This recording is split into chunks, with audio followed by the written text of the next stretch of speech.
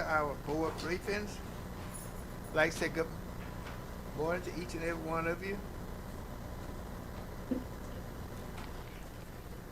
Superintendent, do we have any public comments or Have, presentation? we have one request, but he's not here right now, so maybe he'll be here for the board meeting. Next, we will review the agenda items to give board members an opportunity to ask questions or to make comments. Item number one, consideration of the approval of the minutes from the regular board meeting held on Monday, August the 8th, 2022. Are there any questions or comments? Item number two, consideration of recommendation for employment of personnel. Item number three, consideration of recommendation for release of personnel. Item number four, consideration of recommendation to approve from the Building and Ground Committee a request Georgia DOE Assistant for a 5-year local facility plan board resolution. Any questions or comments? B, Albany High Center modification architectural contract. 4C, HVAC upgrade. Hello. 6 elementary schools. Okay. Any questions or comments? Okay. Ms. Heath? Mr. Chairman, I did read the list of schools that are on that to be renovated. How far along is Lincoln before something is done? I just got a call about the air in the cafeteria, the kitchen. Have, Go ahead. we have 12 buildings, actually, we slated for HVAC replacement. We did 6 at a time. Okay. And so, I think Lincoln's in the second set. But we have 6 buildings in the second set. I can confirm those with you. If you went to that for the meeting. I'm not quite sure who's on the list, but I'm sure Lincoln is on there. Okay, is there anything temporary that we could do for the, We have acquired 10 temporary HVAC, portable HVAC units, air conditioning units, and distributing all of those. And so we're ordering 10 more. And so when air conditioners go out, it used to be parts come in 2 or 3 days. Right. Now it's taking 2 or 3 weeks or 4 weeks Right. sometimes. So what we talked about in facilities is having portable units. So when the units go out, we can replace those. We can put those portable units in place for temporary use until the parts come in and we can get the AC repaired. So we are doing that. Of course, we ordered 10, thought 10 would be enough. 10 wasn't enough. Okay. So we ordered 10 more. And so we'll continue to do that until we can get these parts ordered. And we're also looking at the most frequently replaced parts and trying to get those ordered to have an inventory of those so that we can go to our warehouse stock and get those replaced instead of having to order every time one goes out. Yes, okay, all right, thank you, sir. it's nothing like not having air conditioning in South Georgia in the summertime. Are there any other questions? Okay, item number 5, consideration of recommendation to approve MOU with communities and school of Georgia. Are there questions, comments? Item number 6, consideration of recommendation to approve on-demand tutoring service with the Princeton review in the Dougherty County School System. Are there any questions?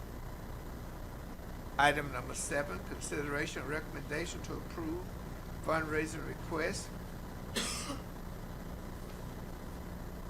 8, financial reports. Question? Good morning. Yeah, Reverend Bush, good morning. How you doing, sir? And do we have any committee reports? Item number 10, board item discussion, superintendent report, surplus equipment, handicap, accessible school bus. Yes, sir. All right, Mr. Superintendent. If you don't mind, we Sunday, during the event, we had the superintendent from Webster County approached me about the need for a handicapped accessible bus. They have gone 5 years and not had a student that was a wheelchair bound. This year they have two, and the only handicapped accessible bus with a wheelchair lift is a 2004 that does not have air conditioning. So she asked me, do we have something available? I found out that we have the same model bus that does have air conditioning. We have not used it in several years. We've had it as a backup, but we have other model buses that are newer, so we have not used that bus.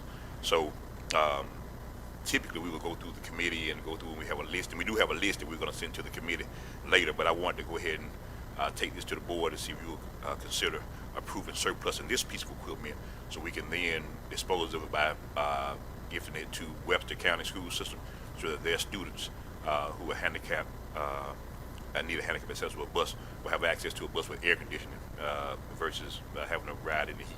Like we just said, it's nothing like being in South Georgia in the summer without having air conditioning. So that's why that's here now, because we received that request too late to be on the original board agenda. So we added it as an addendum if the board will approve that. Do you have any questions, Mr. Chairman? Any questions, board members? If the board approves it today, we'll have it to them tomorrow. Right, yes, ma'am. Yes, ma'am. Yes, ma'am. Okay. All right, moving on to 10C, Leadership Institute for School Improvement. Yes, sir. Yes, Superintendent?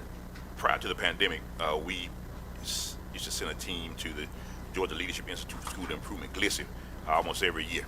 And this year, they started again, and we wanted to send our schools that have either federally identified or with new leadership to give them an opportunity to develop school improvement plans and go through some of the evidence-based practices that GLISI provides.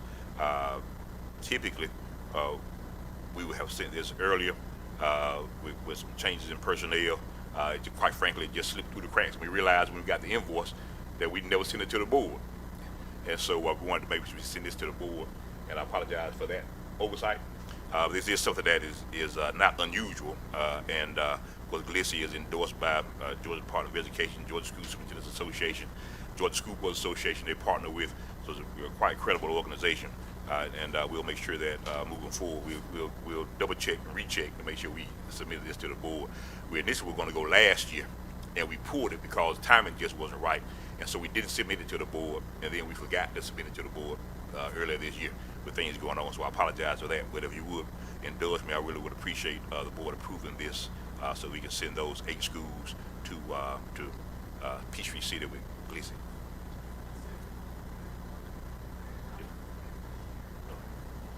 Yes, ma'am. Great. Yes.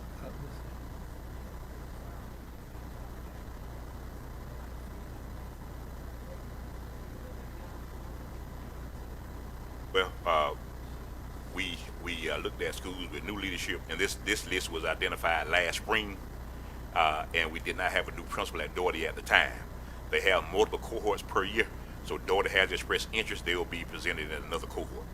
Right? Yes, ma'am. Well, I didn't know, but I kind of figured. Yes, I ma'am. just was wondering, I know the other 2 principals are seasoned principals. Right. Right. Yeah. Yes, ma'am. Yes, ma'am.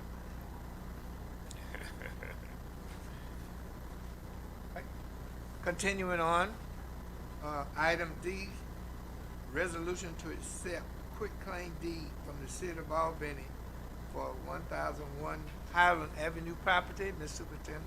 There's a saga that is the old South Georgia Rack building is coming to a close, we think.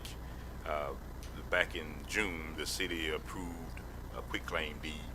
It was never filed, and we've been going back and forth with the attorney. I know we've had several discussions about that, and I have an update on part of that in the executive session. But for this, the city did send us just yesterday a quitclaim deed that's being filed.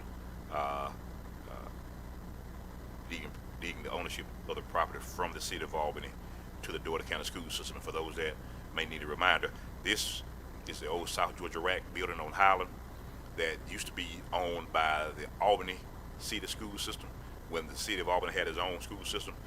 Decades ago, when the city school system and county school system merged, all the property that was in the city school system's name was supposed to be deeded over to the county school system. This particular piece of property and several others that we're working through now, but this particular piece of property was not included in that list in error. And we found out as we were going to sell this property, and we did the title search and realized that it was still in the city's name. So it took a long time, but they finally issued a quitclaim deed, and and we just got that today. And so what I'm trying to do is go ahead and get a resolution adopted so in case something else happens. So that's why that's so here. We got that this morning from Dave Orlowski. I think he may have gotten it late yesterday. He forwarded us today, and so that's why we wanted to get that on the agenda so that if we can move forward with the sale, we won't have to go through this hurdle. You have a question? Yes, ma'am, go ahead. This is the entire piece of property that I understand, and then I think the city is interested in getting a piece of that property back 100 feet, I think, from the fence line for some development they want to do. But this is the quitclaim deed that they approved. We're going to accept, and then the city will make a request from us to deed a portion of that property back to them. I think that's the way it's supposed to work. Right, Yeah. right. And we'll send it to them, and since they took so long, we'll send it to them for a premium.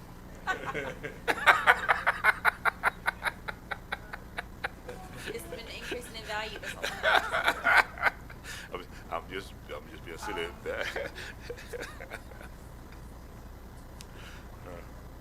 Well, it took so long to get this one done. I didn't want to tell them to go back and try something differently. Yeah, so it may be another 6 months. That's all I have. Yes, do we need an executive session, Mr. Superintendent? Yes, sir. We will need an executive session if the board would allow for student issue of personnel, property, and litigation. Ready to give your report at this time, Mr. Yes, sir. Superintendent? We'll listen to the superintendent's report.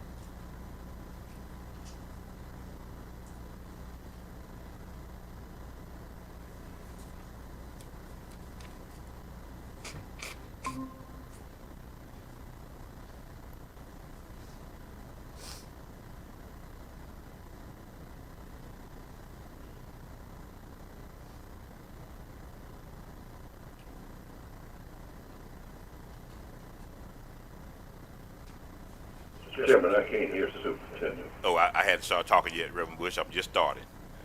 Okay. All right, yes, sir. Superintendent's report for today. We'll go about COVID-19 data, our strategic plan update, and then executive session if the board sees fit. Our COVID-19 data, as of the last,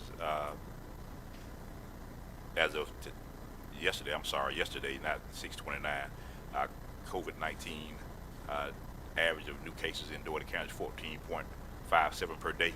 That was 16 the last report we had. Our PCR positivity rate is 13.2, was 16.9 on July 6th. And as of the 8th of August, which is the last reporting by Phoebe, they had 30 COVID-19 patients. They had 39 as of 7/22. So that number is decreasing since the last time, but it's fluctuating. It goes up and goes down, and I think we're going to see that moving forward for quite some time. Statewide, State Department of Health website shows that for Dougherty County, vaccination updates, ages 5 to 9, we had 17%, as up from 15.7 at the last meeting. Ages 10 to 14, 35.4%, up almost a percentage point since the last meeting. 15 to 19, up over half a percentage point. Our one dose percentages stayed the same, and our two dose percentages is up about 1 percentage point over the last reporting. Again, moving slowly, but moving in the right direction. And we're going to try to push with Phoebe at Albany Area Primary Healthcare moving into the fall prior to the Thanksgiving break and winter break. Another push for vaccines for those that haven't had it and boosters for those that have and are eligible, so that we can offset some of the spikes that we anticipate coming in the winter season as we've seen the last couple of years. Our strategic plan update, of course, you know we have 5 areas. Today we want to focus on a couple, social and emotional wellness, and then our investment in human capital. You've seen this information before. I just want to let you know what we're doing about that. Disconnected youth, about 17.3% on average of youth in rural areas are disconnected, as compared to about 11.2% for urban areas, and then almost 10% for the suburbs. In Georgia, this is where we are in terms of disconnected youth. Almost 17% for African American youth, 11% for Latino youth, and then 10.5% for white youth in Georgia are disconnected. Since the pandemic, a 12% increase in chronic absenteeism. We talked about that before in grades 8 through 12, and they project anywhere from 600,000 to 1.2 million 8th to 12th graders could drop out due to chronic absenteeism. That comes from McKinsey and Company, we're a renowned research company. Also, post-pandemic data suggests that 35% of parents are very or extremely concerned about their child's mental health. We've seen a 5% increase in clinical anxiety and a 6% increase in clinical depression. As you know, social and emotional wellness is one of the priorities of our strategic plan. Our current efforts, we use the Panorama platform, which deals with social and emotional wellness, one of the leading platforms in the country. We've had some very success with that. We're in the process of evaluating that to see if we're going to continue with that or move to something different. It gives good information. It's just a bit cumbersome for our teachers to use, and we don't want to do anything that's going to cause them to have to exert so much effort that they don't want to use it. So we're looking at that. We also have pulse surveys we've been conducting for quite some time. Pulse, as the name suggests, helps you keep a finger on the pulse of what's going on in your building in terms of culture and climate.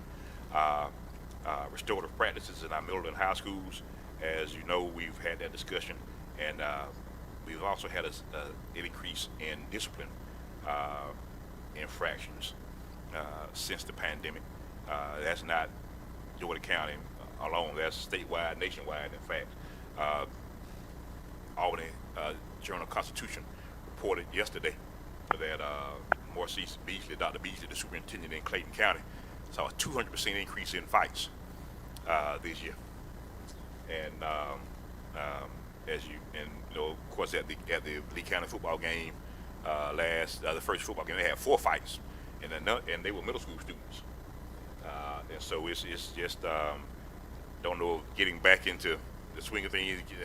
I don't know, is being online and not having to interact with people in person is it had anything to do with that, but some kind of way our students are not coping with conflict very well. And so we instituted restorative practices, which is something we were doing prior to the pandemic because it's part of our charter contract. But we certainly expanded that since the pandemic. Mental health and behavioral health services, of course, you know we partner with Aspire Behavioral Health, and we also partner with Albany Area Primary Healthcare for behavioral health services, and they operate our behavioral health clinic that is in Albany Middle School that's tailored toward middle school students. And then our student attendance initiative that the board recently approved to address the chronic absenteeism that we've seen an increase in. And of course, if they are not in school, it's more difficult for them to learn. And I think some of those behavioral challenges are associated with the chronic absenteeism as well. So we're looking at ways to address that. Future efforts include expanded mental and behavioral health services. The demand is great. And I've had a conversation with the Albany Area Primary Healthcare CEO and COO over the last month, and they have additional resources they can bring to the table by hiring new people. So we're looking at doing that, considering doing an RFP for behavioral health services that we can contract to support our students that need it. So many still need it and are not being served because of a shortage of behavioral health specialists just like you have a shortage of teachers, just like you have a shortage of nurses, just like you have a shortage of construction workers. It's just it's everywhere, and it impacts us. And so we're trying to find ways to meet the needs of our students, even in the face of limited resources.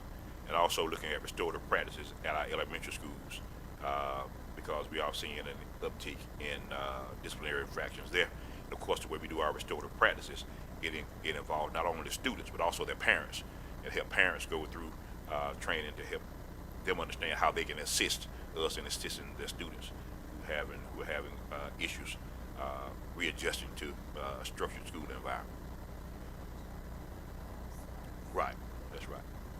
Yes, ma'am. We have our positive behavior interventions and supports, and we have the panorama of those things are trying to identify issues that may be emerging, and then once that are already having issues, then we use our restorative practices to address those. So it's a lot, and all the things we talked about, we hadn't said anything about curriculum or teaching. But if we don't get these things addressed, then what you do in the classroom is not going to take over, because these things are things that have to be addressed before they can be in a position to learn, and that's the challenging piece. We saw this before. Just reiterate: 2.6 million U.S. educators and staff quit public K through 12 and higher ed jobs during the pandemic. These are some articles, just headlines. Principals are on the brink of a breakdown. A recent survey found 85% of school principals are experiencing job-related stress, and 48% are dealing with burnout. What can be done to keep them in their roles? That was July 6, 2022. Teacher shortage is currently the worst I've ever seen, says the American Federation of Teachers president, and they did a job satisfaction survey, and you can see that 46% said they were very dissatisfied. That's nationwide. It's not Dougherty County school system. I venture to say we polled our teachers, it won't be that high, but I can imagine that they are more stressed than they were prior to the pandemic. School districts across America would do anything for more teachers, and they're turning extraordinary measures, and they're desperate to find teachers. Some school systems are offering $50,000 for teachers who are eligible for retirement not to retire. No, we're not there yet, and I don't know if we're going to do that. But that's just one thing that's being done, because the pipeline to replace teachers is drying up. It's not what it used to be. So it used to be for every teacher you have retiring or eligible for retirement, you had one or more in the pipeline. That is no longer the case. I think, I don't quote me on the source, I can't remember the source right now, but doing some reading over the last week, found out that this year's incoming freshmen in universities, I want to say, I don't know if it's in Georgia or nationwide, only 5% declared teacher education as a major.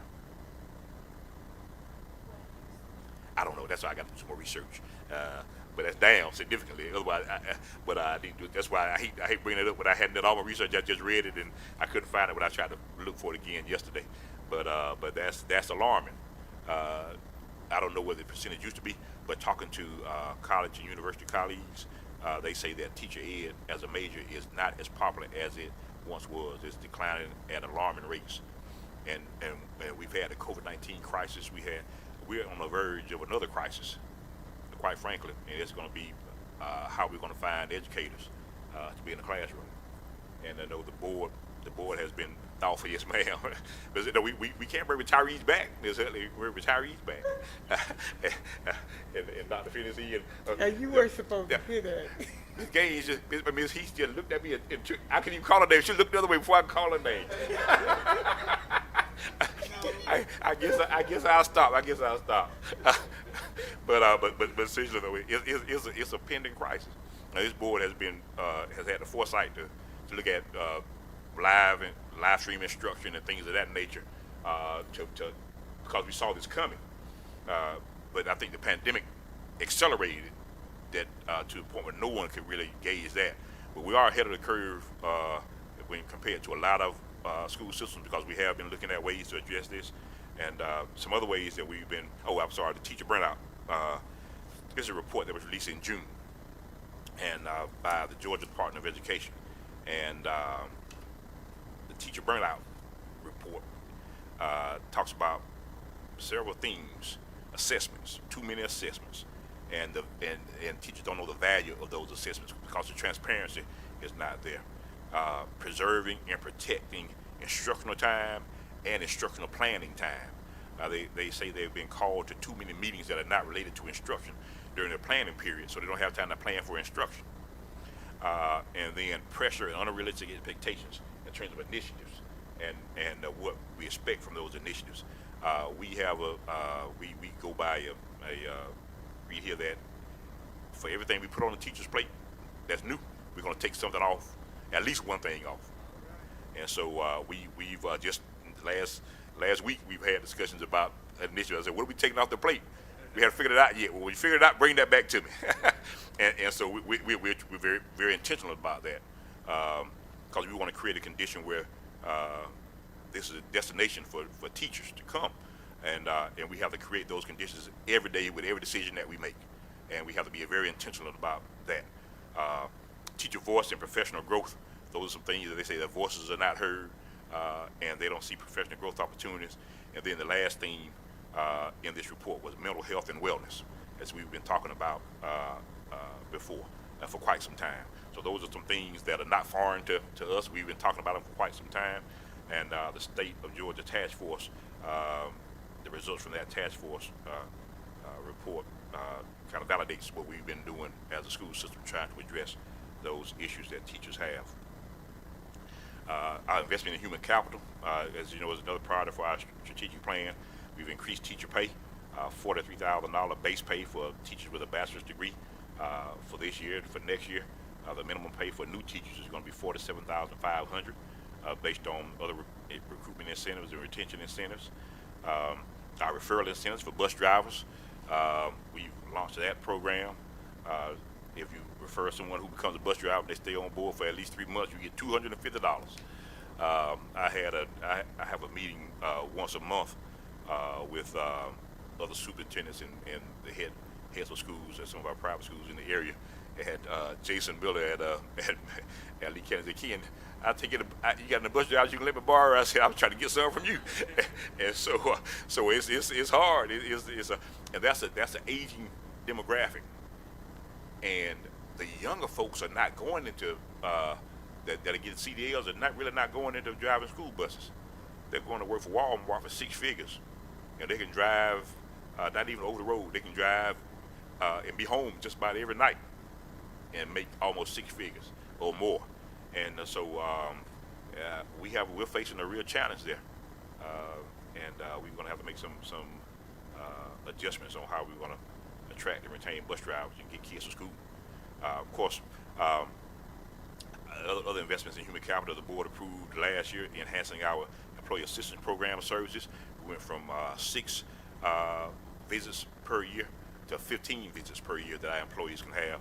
So we want to go at least once a month, and so we are over once a month compared to that one plan. We have another plan that still offers 6. And then the state, they came to the party this year, and they are offering employee assistance programs for all school districts in the state of Georgia. And I think you get 6 visits through the state program as well. What we're trying to do now is ensure that the same providers are in each of those plans, so you won't have to move from one mental health provider to another. And so if they're not in the same plans, we're asking those plans to contact those providers to see if they will become a part of the plan, so they won't have to go from one mental health service provider to another once they run out of their allotment of visits for that under each plan.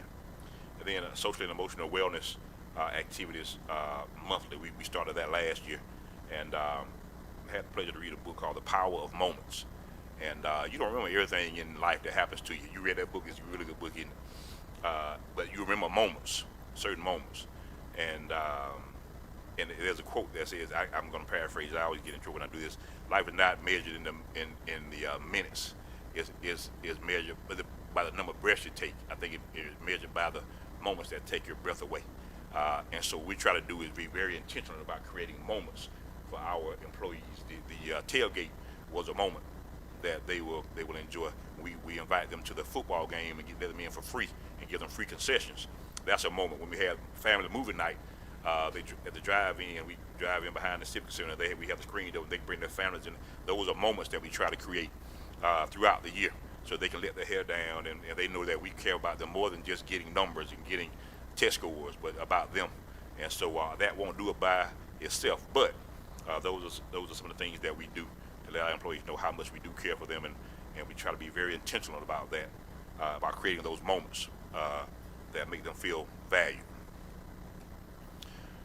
Again, that's our strategic plan update. That's all I have. And the last thing, you've seen this before too, although I believe in our strategic plan, I think is a very good strategic plan, and it hits the areas that we need to focus on.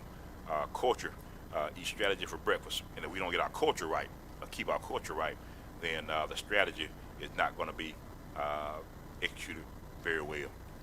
And so one thing we're trying to do in terms of culture, we instituted last year our student advisory council.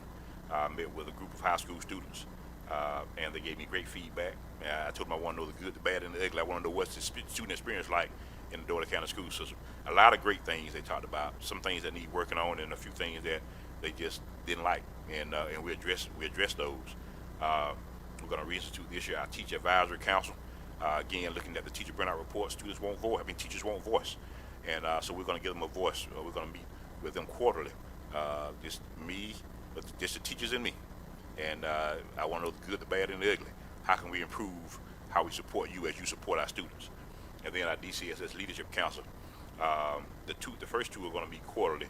The DCSS Leadership Council is going to meet bi-monthly to talk about our progress toward achieving our goals, providing the feedback we get from our Student Advisory Council and our Teacher Advisory Council, and try to come up with ways to address those concerns that they may have.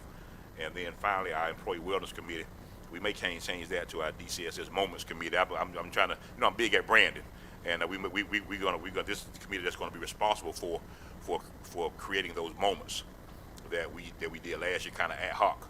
We want to formalize that and have a wellness committee or a moments committee, and we're going to provide them with funding to come up with activities that are similar to the ones I mentioned when we start talking about those moments that we try to create.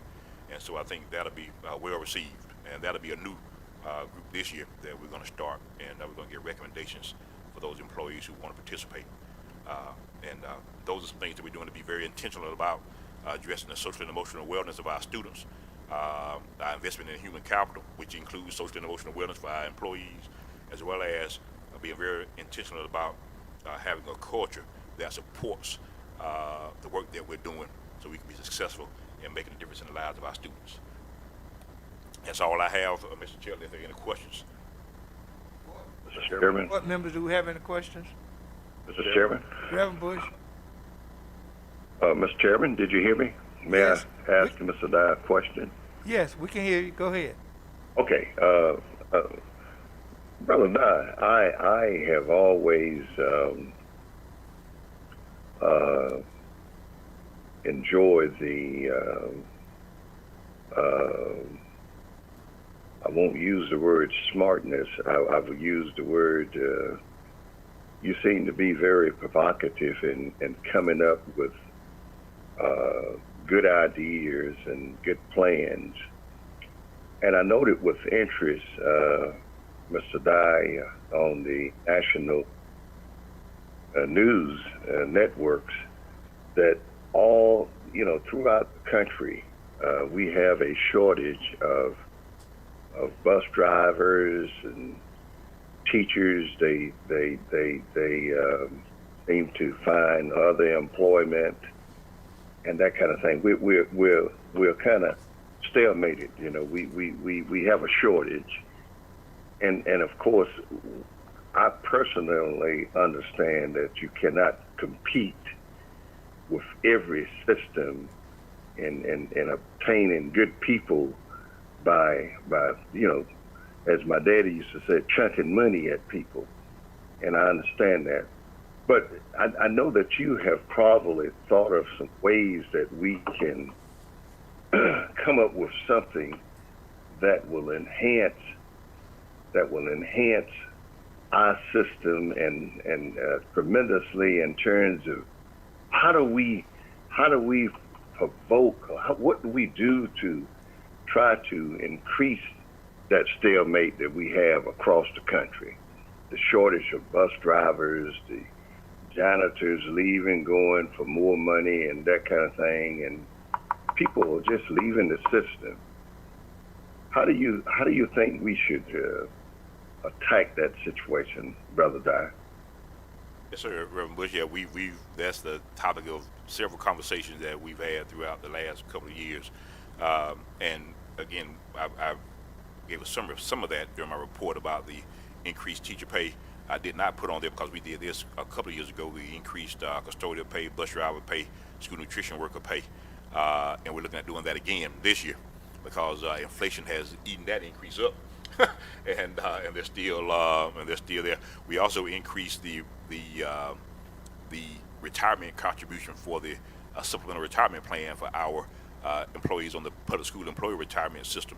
As you probably know, the public school employee retirement system covers our custodians, our facilities workers, our bus drivers, our school nutrition employees who are not in management. And that retirement system is nothing compared to the teacher retirement system in terms of the benefits that it provides. So we almost doubled. I think we went from 3% to 5%. We're looking at doing that again to make the retirement system more attractive because they can go to Albany Technical College, custodians and facilities workers, they can go to Albany State University and participate in teacher retirement. So as they get to a certain age and they realize that their retirement is sometimes not even about the more money, they get similar benefits in terms of health benefits, and they get greater retirement benefits. So that's why we're looking at increasing our retirement benefits again in terms of the supplemental retirement. We talked about the retention incentives, the recruitment incentives, all those things are things we're doing right now to try to attract employees, retain employees, and that's for all of our employees. Those are temporary measures.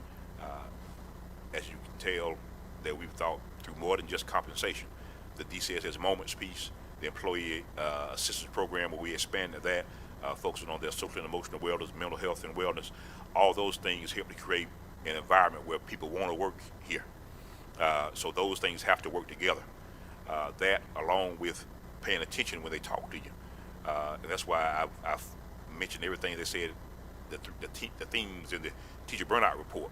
And those are things that we're going to look at and focus on moving forward to minimize those things that cause them heartburn and accentuate those things that give them joy and happiness. So there's no silver bullet. There's no one answer.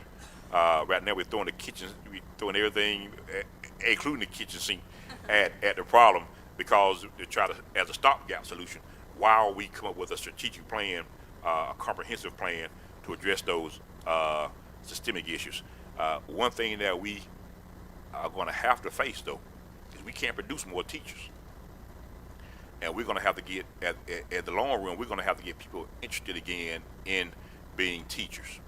And I think we're faced with, I had this conversation just Tuesday night with a colleague, and we talked about people saying people are not working. Why are people not working? They're working. They're just doing things differently. You go to a restaurant and you see help wanted signs, and they say people just don't want to work. No, that's not true. What's happening is this. I believe that they can go to Uber Eats or Waiter and drive and make a lot more money by and choosing their own hours by picking up food and delivering it, and not having to worry about refilling drinks and the rude customers. Sometimes rude customers who are demanding certain levels of service to leave you $1 tip, and they can get in their cars at their leisure. And they can make more money doing that. So the people are not going to work in the restaurants. They're doing Uber Eats and things of that nature. And so that's just one example of the new economy that we've been talking about for quite some time. We're being faced, it's here right now. And we were looking at it coming, but I think the pandemic sped it up. Necessity is the mother of invention. And so people have, the necessity has accelerated the coming of the new economy, and we have been slow to react in terms of preparing for it. And so we've had those discussions about how this is going to look. And we talked about the post-pandemic economy and workforce, looking at the skills that are needed. We talked about that. It's here, and we're going to have to. Mr. Youngblood knows in banking it happened. You have fewer tellers now and more mobile banking. You can make a deposit now without having to go to the bank. Give me a check. I can take a picture with my phone. It's in my checking account. I don't have to go to the bank. Hey, what you go buy on Friday payday? It's there, yes, there. Yeah. But I tell you, most of them are in our age demographic. I was going, and they work here. Right. But the younger folks, they don't know what cashing a check look like. And right. And so if they know what a check is, right. And so we. Reverend Bush, that's a long answer to a short question, but and I can't answer all of it right now. But just know we have a lot of challenges and we're on them. We are aware of most of the issues and we're trying to address all the ones we're aware of while we're planning for the future. But it's no simple answer to it, and no one answer to it, and it's going to take a lot of hard work and being very intentional about creating the type of environment that people want to work, because we're going to have to fight for the people that want to be teachers. And we're gonna have to take them from folks that are looking for them too, and we're still gonna be short in terms of physical bodies in the classroom. And so the live stream, the computer-based things of that nature are gonna be here for quite some time, and we're gonna have to learn how to perfect that as we move forward. So sorry for that long answer, Reverend Bush. No problem, Mr. Dye. That was a very good answer, and I thank you very much. And I thank the board for allowing me to pose these questions. But Mr. Dye, there was a story on the, I believe it was Channel 10 just yesterday or the day before. There was a lady who had been in the mess hall or in the food services business with a school system for 40-something years, and she was, I mean, she looked very professional, etc. And my point is that sometimes, as you said, we have to be more creative. For an example, we have some people, janitors and cooks, etc. They are working second jobs, and I think that we can't be too eager to curtail them and get them and be mean-spirited toward them so that they cannot work that little second job to have a little more income that will help their family live, have a life. And I think you're correct, Mr. Dye. We have to be more creative, and I tend to think that that money will help, but that's not the answer. A lot of people are leaving the school system, bus drivers, janitors, and you can just look at the variables. And I think that CNN did a real good story on why we just have a shortage in our educational field. And I just wanted to ponder that question with you and the board members. And thank you so much, Mr. Chairman, for allowing me to ask these interrogatives. Okay, you're welcome, Reverend Bush. Are there any other questions? Mr. Youngblood. Mr. Dyer, just a comment question too. We all know that what I consider the back office is the police department, facilities, accounting, HR, any of those departments. Our whole mission is in the board itself is to provide support to those frontline people, the schools and the teachers, to create an environment that's safe and conducive to learning for our children, to make it optimal. And in doing that, we're all a team. And I want to make sure, and I know we are, that we're looking at not only the salaries in some of other areas, but also the other back office, accounting, police department, HR, any of those areas that are just as important to our success, facilities, transportation, supply services. There's salary compression going on in all of those departments right now, and for us to maintain the level, we've got to evaluate those as well, make sure our accountants are being paid. Because I can tell you in our industry right now, that we've had to up our salaries quite a bit to remain competitive to attract that talent. So I encourage you to not limit it to one department, one area. Let's do that study. Make sure we take care. There are people more at a disadvantage salary-wise and benefit-wise. We definitely do not need to neglect that. But let's not forget those other areas. Thank you. Sure, Mr. Chairman, Mr. Jimbo, you're absolutely correct. We had that discussion with Ms. Hatcher just the other day. It's time to do a salary survey. We do a salary survey for our leadership positions. We don't do it for our other professional level positions.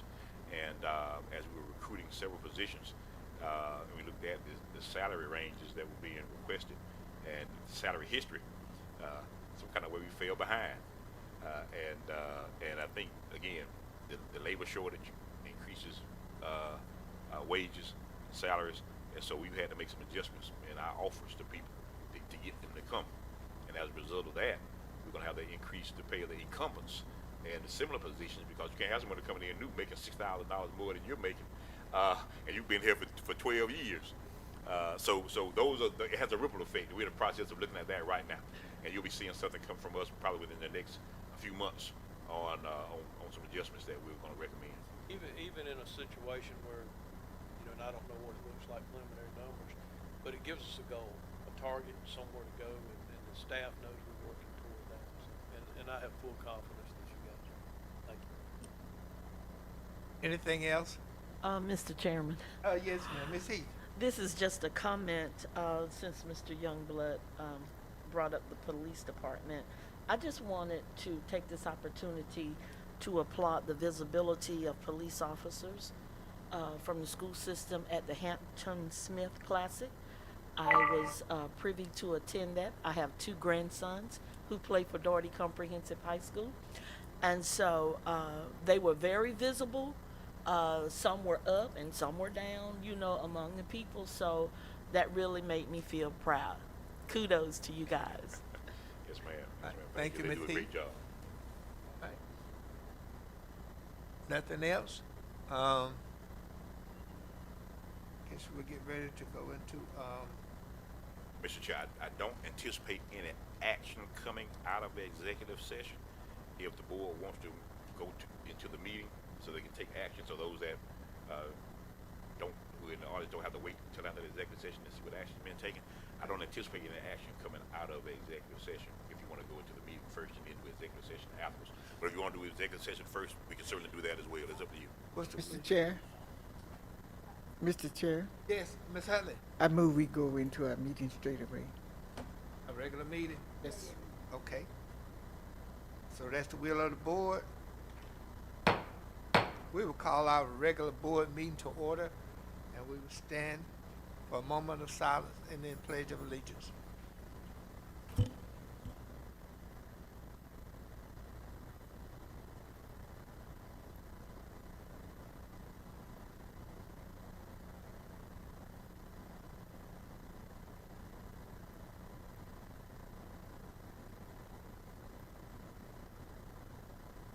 I pledge allegiance to the flag of the United States of America and to the republic for which it stands, one nation, under God, indivisible, with liberty and justice for all.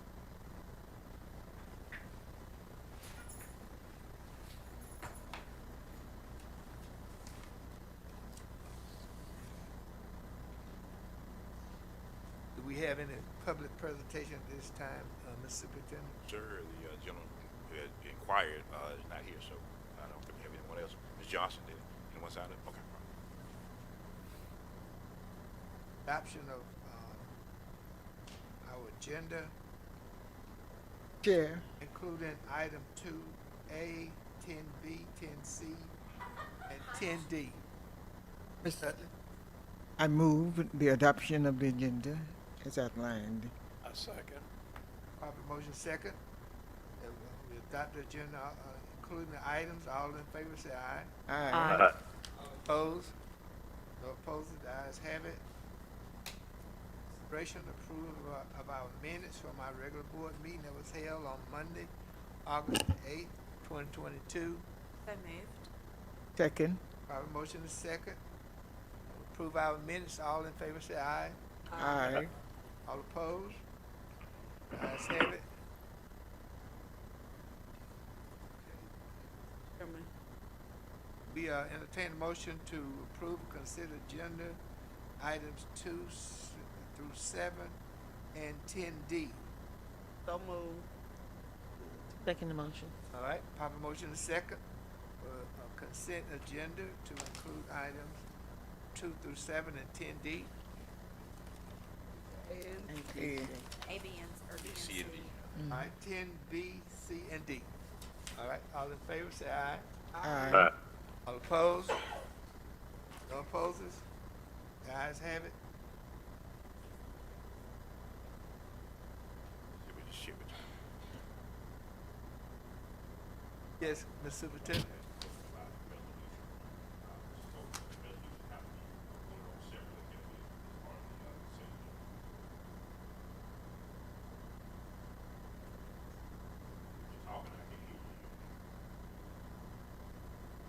so let's just do it separate. Separate by the time they come on. Make a motion to approve the resolution accepting a quick claim deed from the city of Albany to the Dougherty County School System for Sec- 1001 Highland Avenue property. Second. Pool. All right, popular motion is second, and we accept the resolution, adopt the resolution for the quick claim deed for the property at 1001, I believe, Highland Avenue. All in favor of the motion, say aye. Aye. All opposed? The ayes have it, motion is passed. All right, Mr. Superintendent. So, So motion to. we have nothing else?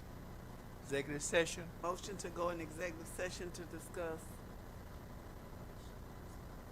Yes. Student discipline. Second. Proper motion is second, and we go into executive session to discuss student personnel, litigation, personnel and property. All in favor say aye. Aye. In the executive session.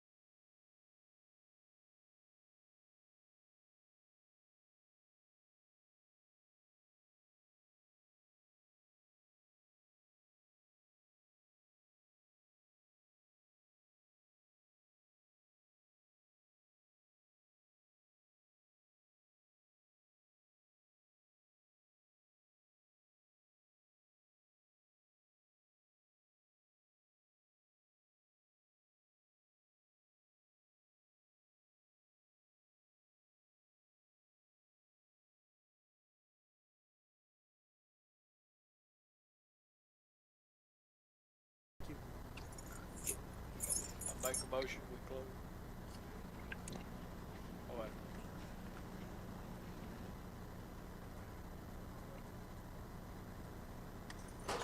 Motion to adjourn. So moved. All right, proper Second. motion second, that we adjourn. All in favor, say